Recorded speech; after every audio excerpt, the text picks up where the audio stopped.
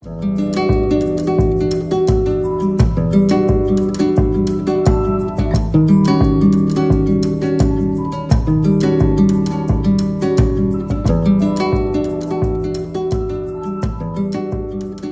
tardes. Quisiera ante todo agradecer al Centro Ugarte de la Universidad de Lanús. Valga decir que gracias a la invitación de la Universidad de Lanús estoy desarrollando mi estancia de investigación aquí en Argentina y en Montevideo. Lo que yo les voy a presentar es los avances de mi tesis doctoral, que en pocas palabras trata de rastrear los diálogos que hubo entre la juventud universitaria mexicana con el resto de Latinoamérica entre los años 1914 y 1928. Las fechas obedecen a el mandato de 3 presidentes mexicanos que representan como la parte final e institucionalizada de lo que se conoció como la Revolución Mexicana. Los 3 presidentes son Venustiano Carranza, Álvaro Obregón y Plutarco Elías Calles. Tengo como hipótesis de trabajo que los diálogos que se entablaron entre los estudiantes latinoamericanos están cruzados sobre todo por las agendas políticas de los gobiernos en los que se presentaron y especialmente, ya que estamos tratando un periodo bastante largo de tiempo, por la influencia de la guerra y la posguerra europea. En este panorama, Venustiano Carranza implementó una iniciativa de intercambio diplomático en la cual ya no enviaba como su representante a militares o exmilitares como lo hizo Porfirio Díaz en su gobierno, sino implementó la necesidad de llevar intelectuales y estudiantes al resto de sus delegaciones latinoamericanas. Venustiano Carranza empieza a mirar hacia Latinoamérica en un momento en que Estados Unidos estaba presionando para que México perdiera su neutralidad en la guerra y pues apoyara al bando de los aliados. Carranza se abstuvo totalmente siempre de entrar a la guerra de parte de los aliados y por esa razón empieza a mirar hacia Latinoamérica. En estas delegaciones diplomáticas envió 5 estudiantes a 5 países diferentes de Latinoamérica, de Sudamérica especialmente. Uno fue Carlos Pellicer Cámara, que llegó a Colombia en 1919, mismo año en que llegó Esteban Manzanera del Campo a Uruguay, Luis Padilla Nervo a Argentina y Luis Norma a Chile. Rastrear los vínculos de su paso por Latinoamérica y cómo empezaron a interactuar con fenómenos como la Reforma Universitaria de Córdoba es como el principal objetivo que tiene el trabajo. Me voy a dar la licencia de leer para que no se me quede mucho entre el tintero y lo que voy a hacer es exponerles un poco de la travesía intelectual que tuvo tanto Manzanera del Campo en el Uruguay como Luis Norma Monroy en Chile. El caso argentino aún lo estoy estudiando y el caso colombiano pues fue mi tesis de maestría que se puede consultar en la página de la UNAM.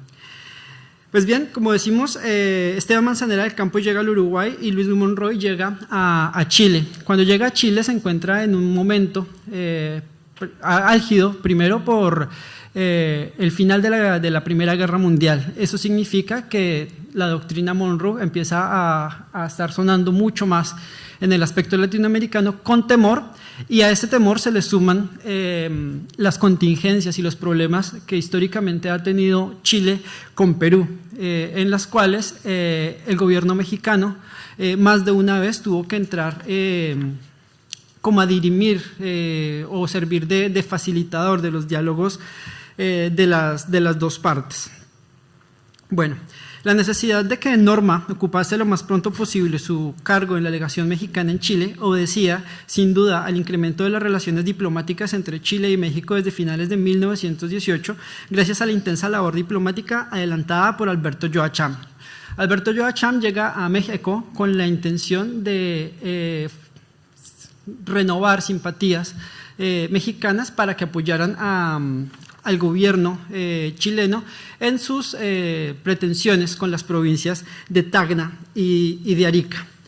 Sin embargo, más allá del interés que el estallido de una confrontación armada entre Chile y Perú podía causar en las páginas de la prensa mexicana, lo más interesante es que la opinión pública se empezó a perfilar una lectura del conflicto sudamericano en clave de la Gran Guerra. De allí que en más de una ocasión varios diplomáticos del sur del continente presentes en México tuvieran que salir a desmentir informaciones sobre supuestas alianzas entre distintos países de la región en vista de un posible conflicto.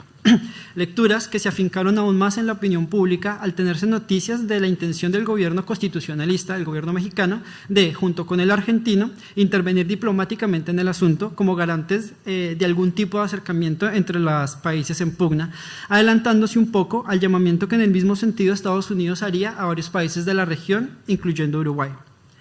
Así, las lecturas en este sentido siguieron reafirmándose en el imaginario de la opinión pública mexicana, quizá como una suerte de estrategia de comprensión, pero que tuvo su dislate más evidente a mediados de 1919, cuando incluso se llegó a identificar a Chile como la Alemania de Sudamérica. La cita es de El Universal de México.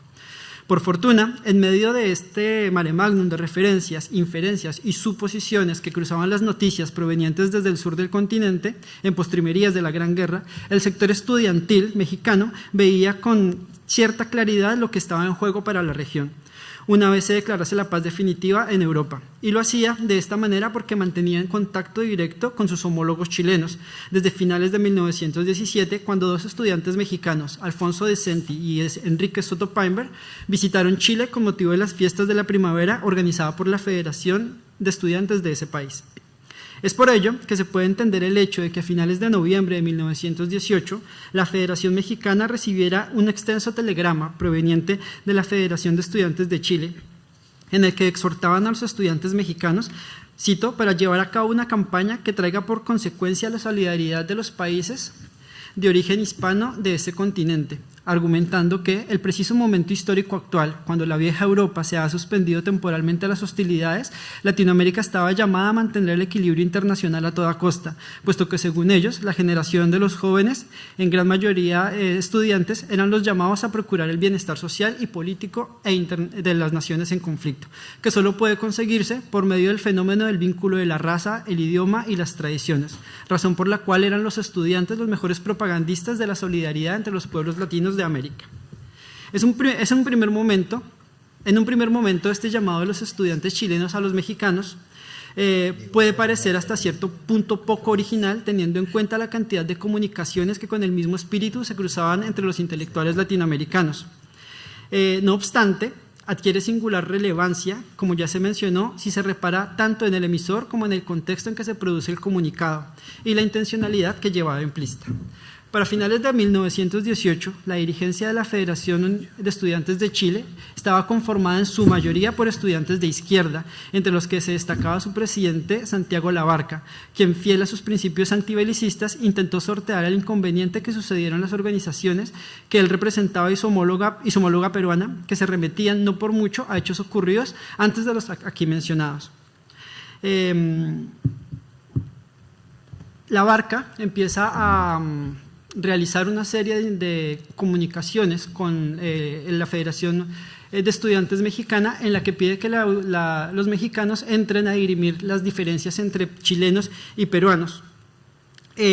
Por esa razón, dentro del mismo gremio estudiantil se manifestaba lo siguiente. Labarca manifiesta a sus colegas del Perú, la Federación de Estudiantes de Chile, que los jóvenes no pueden inmiscuirse en solucionar los problemas internacionales, que su acción es simplemente popular y democrática y que en ningún momento los estudiantes chilenos transigirán en otro arreglo de la cuestión de Tacna y Arica que no fuera el estricto cumplimiento del Tratado de Ancón. De esta manera, la posición de la Federación Chilena hasta aquí expuesta clarifica la intencionalidad de la nota dirigida a la Federación Mexicana y le da un sentido más allá de la retórica a frases como mantener el equilibrio internacional a toda costa, a la vez que arroja luz sobre cómo la dirigencia de la Federación de Estudiantes de Chile y Mexicana y la Unidad Latinoamericana se volvieron trascendentales e importantes para dirimir los mismos conflictos políticos que se estaban realizando en Latinoamérica en postrimerías de la Primera Guerra Mundial.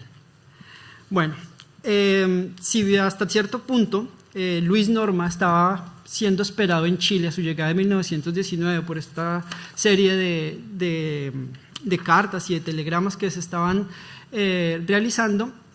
Manzanera del Campo no estaba siendo muy esperado en Uruguay. No porque no supieran de su llegada, sino porque llegaba acompañado de un personaje que en el poco tiempo que duró en Uruguay, pues lo obnubiló totalmente, que fue Amado Nervo. Amado Nervo llegó al sur del continente, creo que es bastante conocido su paso por acá, como emisario del gobierno constitucionalista mexicano, también intentó estrechar los lazos de comunicación entre los intelectuales mexicanos y chilenos.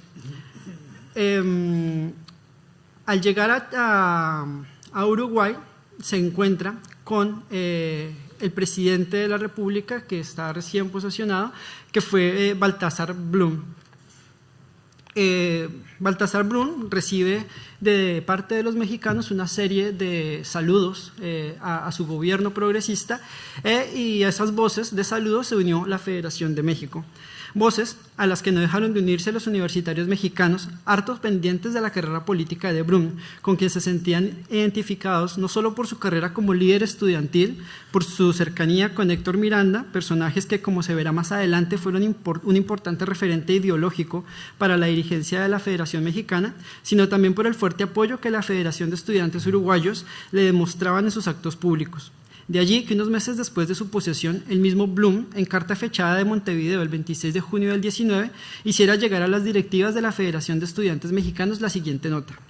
tengo el agrado de acusar recibo de la nota que me envía la Federación de Estudiantes de México con motivo de mi elevación a presidente. Me ha conmovido hondamente este mensaje amistoso de la juventud universitaria mexicana, que es por ilustración, por la generosidad de sus ideas, por la firmeza de sus convicciones y por la forma admirable en que se ha organizado para la acción, una de las grandes fuerzas con que cuenta el americanismo para la realización de sus altos destinos. Pues bien, como vemos, desde el sur del continente también se veía con mucho agrado la organización universitaria mexicana, que lejos estaba de recibir el influjo de la reforma de Córdoba, ya que se empieza a organizar más o menos desde 1908, pero a través del Ateneo de la Juventud, que fue un grupo de intelectuales antipositivistas que pues sirvieron de sustrato ideológico para muchos de los que después van a participar en la Revolución Mexicana. Años después, en el Congreso de Estudiantes de México, que se realiza en 1921, muchos de los temas que se discutían sobre el cogobierno, sobre la asistencia a clases, sobre la participación del estudiantado en la vida pública y política de la universidad, se dieron entre los estudiantes conusureños como una iniciativa que se quería llegar a hacer, pero en México esos problemas ya estaban zanjados desde 1914, más o menos, con el gobierno de Venustiano Carranza. Entonces, Cosio Villegas, que era el presidente de la Federación de Estudiantes, le preguntaban que qué opinaba acerca de este tipo de iniciativas de cogobierno, y él decía que no estaba muy enterado porque esas cosas pues ya se habían dado en México, que lo que le interesaba al movimiento estudiantil mexicano era estrechar lazos políticos para exportar no para exportar, pero para defender el ideario de la Revolución Mexicana, que había sido vilipendiado por los cables americanos como una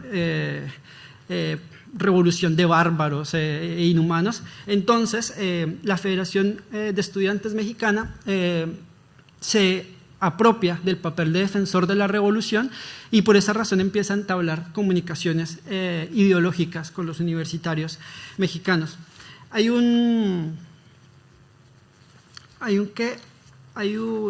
extracto de una carta que le envían desde Chile al presidente de la Federación de Estudiantes Mexicana, en la que se puede observar más o menos cómo es imposible pensar los diálogos entre estudiantes mexicanos con el sur de América sin prestar mucha atención al conflicto europeo y lo que dejó eso después de la guerra. Voy a leer la carta en extenso que dice así.